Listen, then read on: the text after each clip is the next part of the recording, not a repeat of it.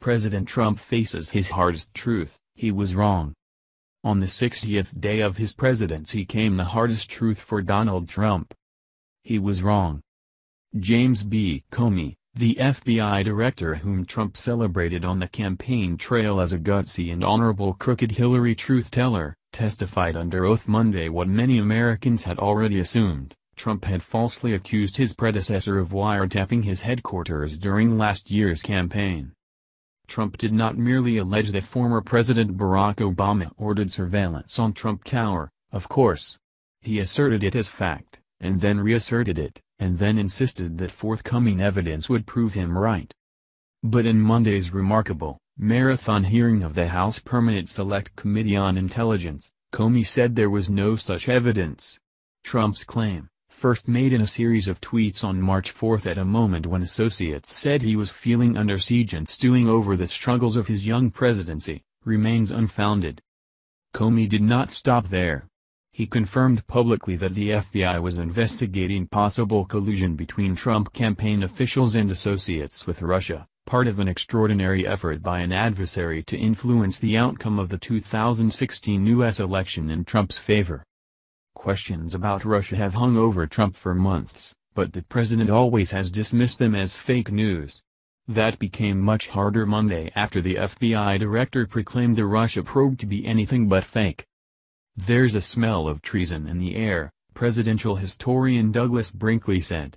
"Imagine if J. Edgar Hoover or any other FBI director would have testified against a sitting president. It would have been a mind-boggling event." FBI Director Comey confirms probe of possible coordination between Kremlin and Trump campaign. For Trump, Comey's testimony punctuates what has been a troubling first 2 months as president. His approval ratings, which were historically low at his inauguration, have fallen even further. Gallup's striking poll as of Sunday showed that just 39% of Americans approve of Trump's job performance, with 55% disapproving. The Comey episode threatens to damage Trump's credibility not only with voters, but also with lawmakers of his own party whose support he needs to pass the healthcare bill this week in the House, the first legislative project of his presidency. Furthermore, the FBI's far-reaching Russia investigation shows no sign of concluding soon and is all but certain to remain a distraction for the White House, spurring moments of presidential fury and rash tweets and possibly inhibiting the administration's ability to govern. Some of Trump's defenders said the impact of Comey's testimony could easily be overtaken if the White House is disciplined enough to marshal its agenda, as well as Supreme Court nominee Neil Gorsuch, through Congress. All that really matters this week is Gorsuch moving forward and the House passing Step 1 of Obamacare repeal, said Scott Reed, a veteran Republican strategist who works for the U.S. Chamber of Commerce. All the rest is noise. On the Russia issue, Trump and his aides were defiant Monday in the face of Comey's testimony.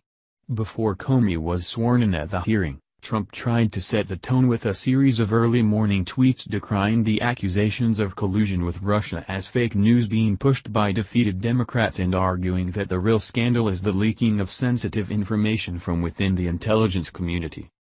"Must find leaker now," he wrote in one tweet from his personal account. During Comey's testimony, Trump offered live commentary on his official presidential Twitter account, pushing the argument that Russia did not influence the election. White House Press Secretary Sean Spicer picked up the torch in the afternoon, trying in a contentious briefing with reporters to deflect attention from Trump's false wiretapping charges while steadfastly refusing to admit any wrongdoing. "I think we're going to test the outer limits of the Trump fake news cult," said Rick Wilson, a Republican strategist. The central contention that Barack Obama wiretapped Donald Trump in Trump Tower was blown out of the water and utterly dismissed. As always in Trump world, where the guiding ethos is winning at any cost, the worst sin is conceding defeat. Jennifer Palmieri, who served as communications director on Hillary Clinton's 2016 campaign, said Trump's wiretapping situation reminded her of his death spiral after lashing out at a federal judge over his Latino heritage. "He just cannot let it go," Palmieri said. "Except this time he is getting slapped down by the sitting FBI director. That's a brutal blow to his credibility and a huge opportunity cost. He should be focused on salvaging his healthcare bill, not continuing to draw all of America's eyes to the Russia investigation. A master showman, Trump surely could intuit the theatrical power of Comey trekking into Capitol Hill to testify for several hours about Russia, all broadcasts live on national television. "It just makes it much more vivid," said Peter Wenner, a senior fellow at the Ethics and Public Policy Center who has worked in the 3 previous Republican administrations.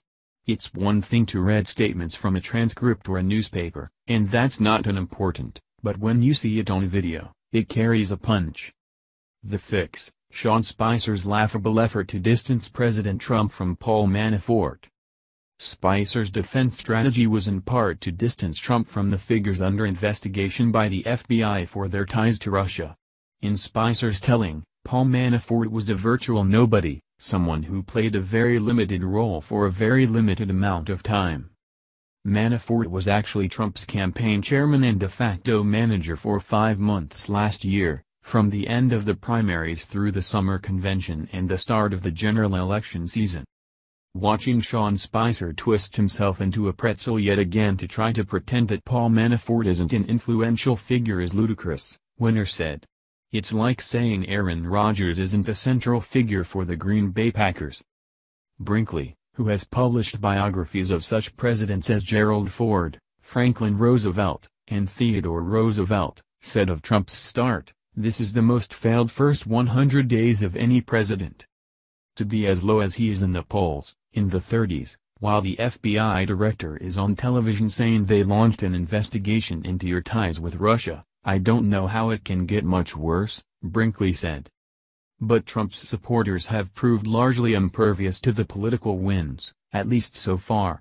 The president jetted late Monday to Louisville, to rev up another mega rally crowd, separating himself from the swamp of Washington by more than 600 miles. "My gut is that he's bulletproof with his base," said Austin Barber, a Mississippi-based Republican strategist. "There's just this massive distrust of Washington, and whether that's fair or not, of Washington, of the intelligence community, of Congress, of the judicial branch, it's just the reality outside of the Beltway." Please subscribe my channel.